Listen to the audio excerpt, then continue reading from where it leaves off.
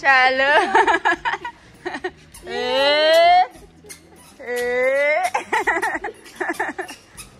अरे बाप रे. Guys, so nandito kami ngayon sa taas ng bahay namin. Nasa 3rd floor ako. Kasi ay nililinis namin itong solar panel. Almost so many houses already have the solar panel, yes. Look, this one.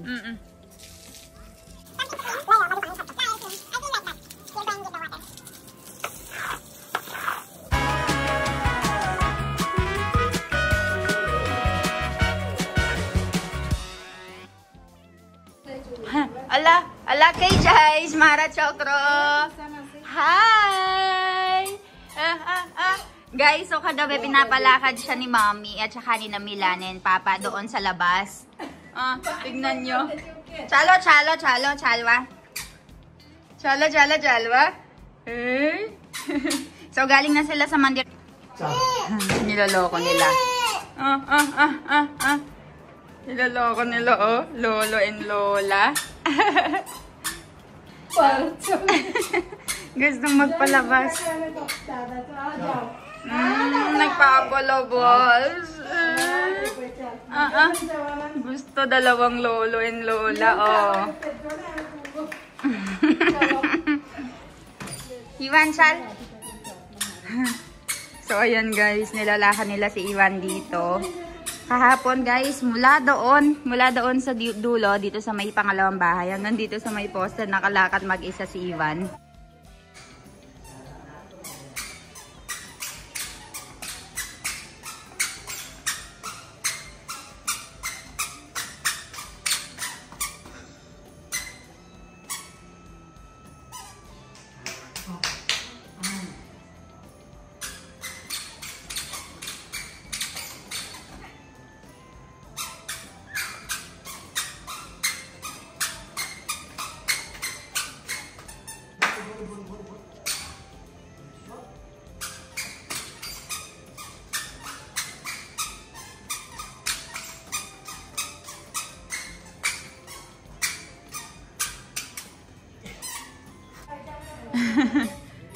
Yan, tignan nyo. Are bapre. Ibu, chala. Are bapre. Oh, di na chetay.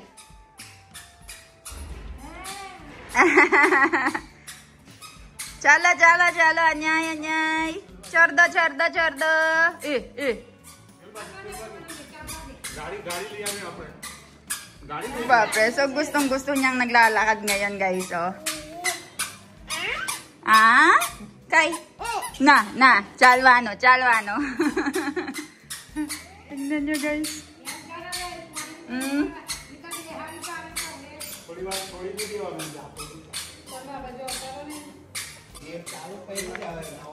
So, ayan guys, papalakarin natin si Iwan. Siya lang mag-isa. Jaysam naran.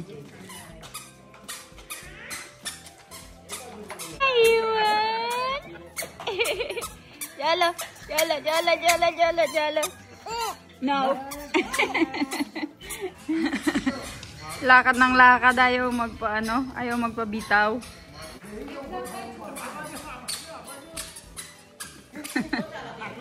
Oh, ekla chalas.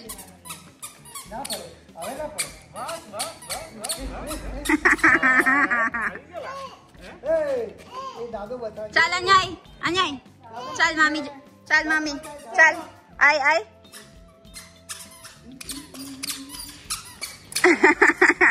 Anyay, chal. Chal, awaju. Chal, awaju. Ekla. जा दादा वाह पानी छे दादा पासे जा जा दादा पासे हे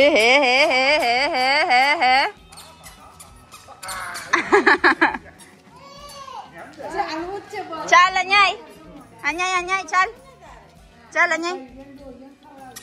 अन्याय चलो चलो चलो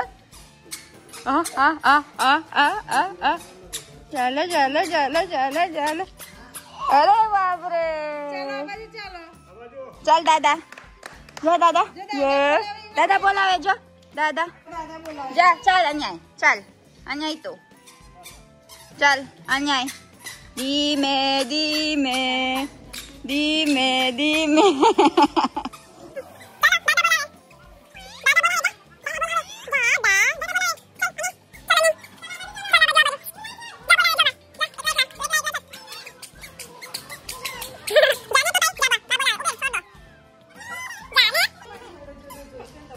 जा जा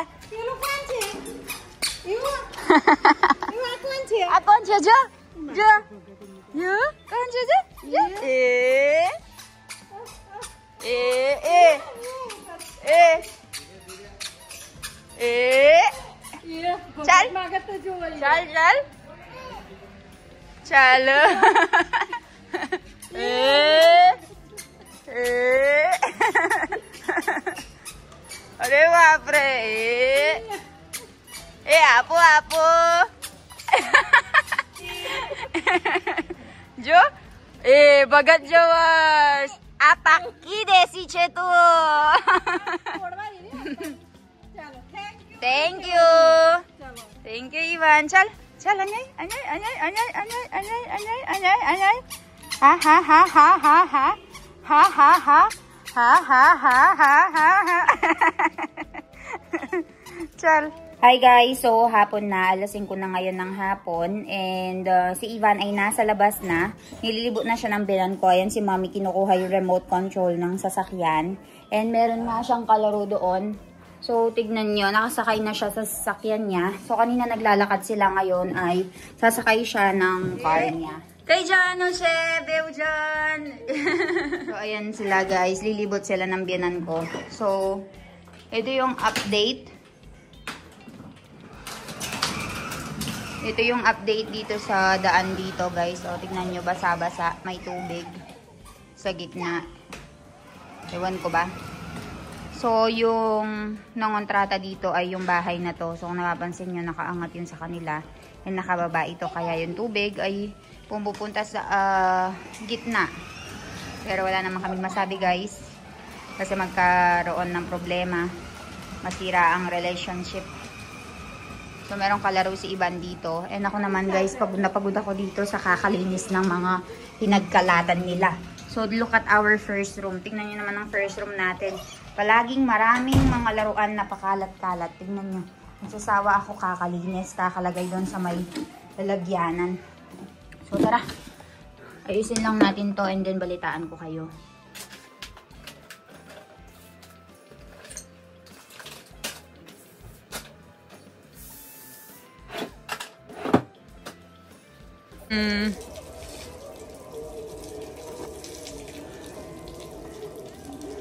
Chokuraku पर से Jojo ha Milan.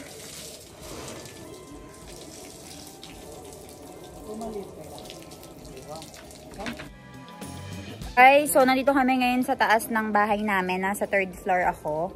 Kasi ay nililinis namin itong solar panel. Dahil nga hindi na maulan dito, nagiging madumi na yung solar panel natin. Madumi na siya. So, kailangan nating umakyat dito para linisin. Para mag-generate ng power, di ba? So, andito ngayon si Milan tsaka si father-in-law cleaning. And ako patayo-tayo lang ako dito. Kasi sabi nila sila na lang daw and madudumihan lang ako. So, ayan, papakita ko sa inyo kung paano nila nililinis. Wow naman! Very, very masipag naman ang Doc Milan. And ayan ang father-in-law ko guys, nabasa na siya. So, lilinisin nila hanggang doon. So, this is the reason kung bakit wala tayong binabayad na kuryente, guys. Because of the solar panel. So, ayan, guys. Nililinis na ni Milan.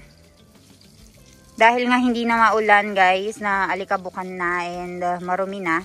So, we have to clean it para mag-generate ng power. So, good thing meron ding libreng tubig. Para hindi kami gumamit. Libreng tubig, libreng kuryente. Husay, say it again. Libreng tubig, libreng kuryenta. Kuryenta? Libreng vegetable. Libreng vegetables.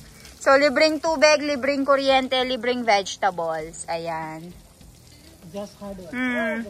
Kailangan mo lang na kailangan mo lang na bumili ng spices and mabubuhay ka na. So, nandito ako sa 3rd floor ng bahay namin, guys. Ganito yung itsura ng mga bahay sa India. Yan na yun ang ating taniman. So, yung nakikita nyo yan, sa amin yan, hanggang dun sa dulo. Dun sa dulo nang nakikita nyo, ayan. Pati yung bahay doon. Almost so many house already have the solar panel, yes. Look, this one. That. If you climb, you will see. So, halos lahat ng mga bahay dito, guys, sa village natin ay meron ng mga solar panel. So, ganyan. So, ito yung bahay natin. Luma na, kung makikita nyo. Lumang-luma na, nasa 3rd floor tayo. So, ayan. Ito naman yung sa kay Deepak Papa. Ayan. Tapos yung sa kabila. Dito. May mga solar panel na sila halos. Ayan. Ayan. May solar panel na sila. Sa kabilang bahay, may solar panel na. Saka dun sa taas, ayan, may mga solar panel na yung mga yan. Ayan. Kita nyo ba? So, uso na dito. Trend na dito sa village namin ng pagkakaroon ng solar panel kasi yung mga tao dito ay may kaya. Siguro hindi kita sa mga bahay nila, pero may mga kaya yung mga yan kasi hindi sila masyadong nag-i-invest sa bahay dito. Wala yung pagandahan, pa-estetikan. Ito, yung katabing bahay namin, guys, nakikita nyo lang yan, pero merong 17 hektaryang lupa. Itong bahay na, ay yung bahay nila, oh. Yan. Tapos dito sila natutulog tuwing gabi. Kasi ito naman yung sa amin, oh. Tignan nyo. Tignan nyo naman ang bahay namin. Sobrang luma na. Pero naghahanap lang talaga kami ng lupa na hindi pa haba. Gusto namin ng pa-square na bahay. No, Milan? We just cannot find the proper land to build the house or else we will already build the house habang lumalaki si Baby Ivan. But walang space kasi. Tingnan niyo yung mga bahay dito, I'll show you. So yung bahay namin, ayan. From here, ayan yung bubong. Tapos dito, ayan, pahaba. Hanggang sa baba. Hanggang sa, papakita ko sa inyo. Hanggang sa dulo niyan yung gate. Tapos may pagitan lang daan. Tapos ito. Nakikita niyo ba yung punong yan? Ayan. Ayan. Hanggang dun sa may bahay. Ayan. Yan, pag-aari pa natin. Hanggang sa pinakadulo ng puting yun. So, kay Milan lahat yan. So meron din tayong pang white.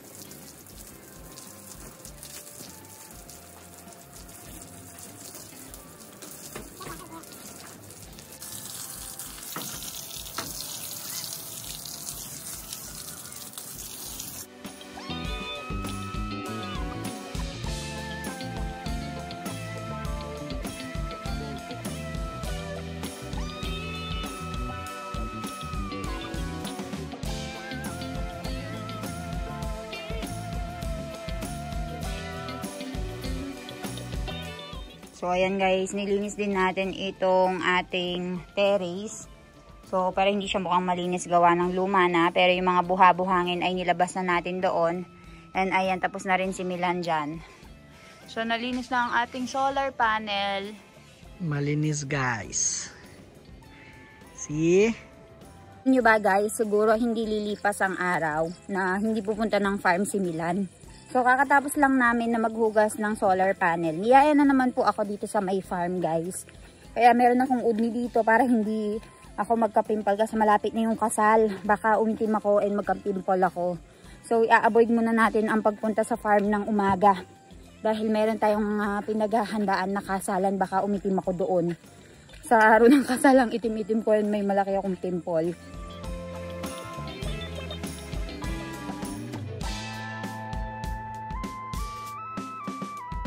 You know, minsan naiisip ko na lang, baka pinag-e-exercise ako ni Milan. Kasi gusto niya pa akong pumayat because tumataba ako. Hindi naman ako tumataba. Parang gusto niya ng mas sexy body. Kaya lagi niya akong niyayaya na maglakad-lakad sa farm. Or probably ito lang yung way ng pagbabanding namin. Simple life. Village life. Maraming nagtatanong sa akin kung bakit daw hindi ako umiitim dito, guys. Siguro dahil natural color ko na rin ang pagiging maputi. Kasi hindi nga daw ako umiitim kahit 4 years na ako dito. Kahit nagpupunta ako ng farm. Milan, don't you realize why I'm not getting darker even though I'm going to the farm? Why? Even after 4 years of staying in India, I'm supposed to be dark. Actually, guys, you just don't realize. But if you compare me with my sister next to each other, you can see the difference. But because I'm always with Milan, you will never see the difference. Why? Because my sister Kathleen before, I used to be so much whiter than her.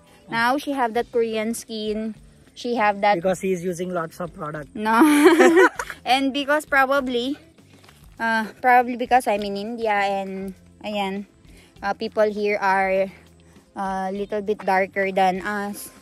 So ayan, kaya tumitingkad pa rin yung kaputian natin. Pero if ikukumpara mo ako sa mga Filipino or especially sa kapatid ko na si Kathleen, dati mas maputi ako sa kanya, ngayon mas maputi na siya sa akin. Pero that's life. Dalaga siya. Ako dalana. Char. So, check lang ni Milan ang bagong banana plant natin dito. Papakita ko sa inyo. So, ayan guys. Ito na ang bagong tanim natin ng mga banana. So, it will be 1.5 years after the harvest. 2 years?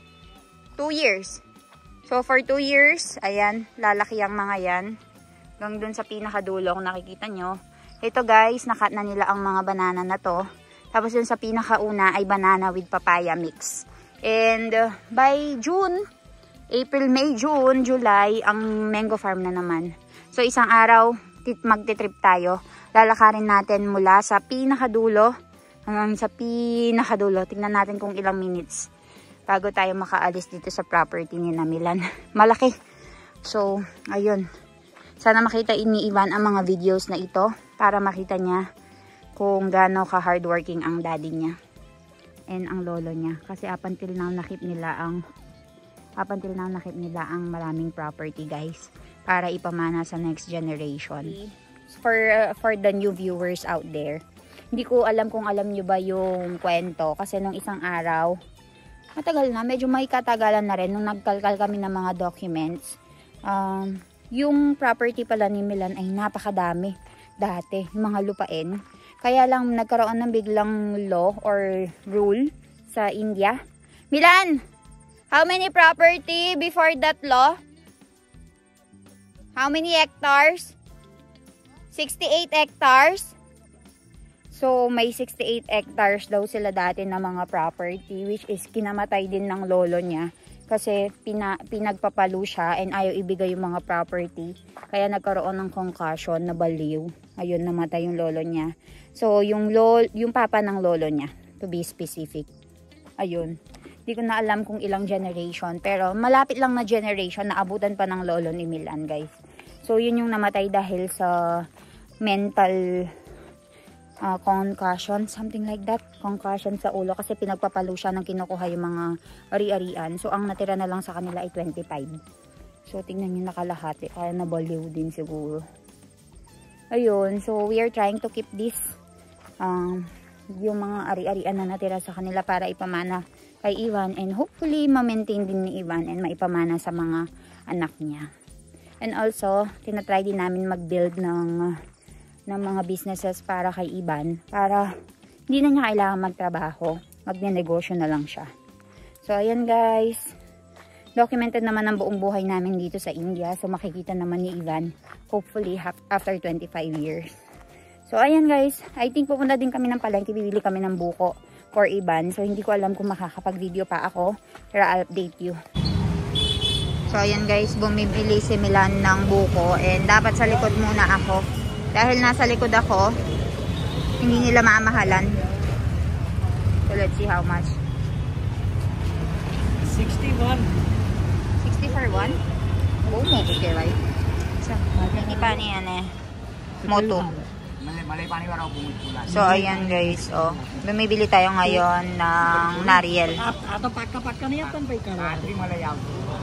So, ang presyo ngayon dito ay nasa 40, 50, 60 rupees. Depende sa laki.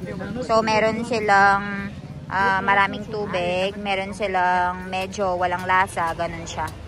So, ayun, 40, 50, 60 yung difference nila.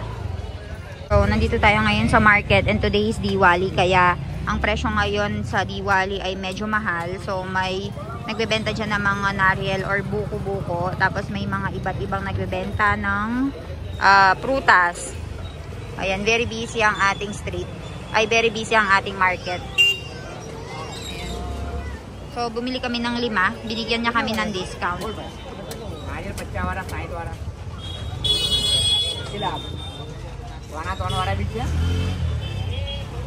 So, ganyan yung ginagawa nila, guys. Para magdikit-dikit.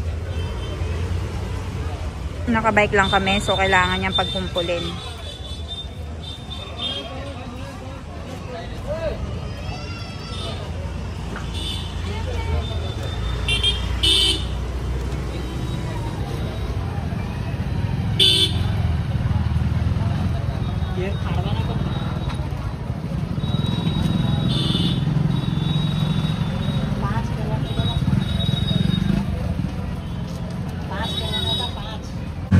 Bili naman tayo ng apple for baby Iwan, tsaka orange. Ayan, parang meron silang kiat-kiat dito.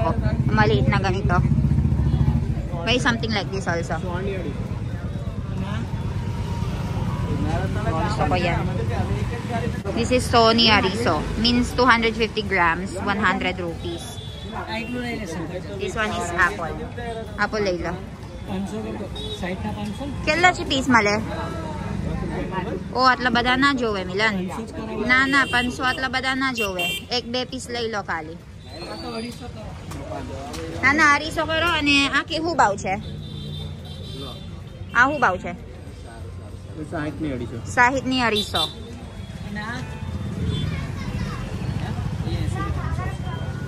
ito નહીં ભાવતું આ કર દો This is what we are eating in the Philippines. 250 कर दो.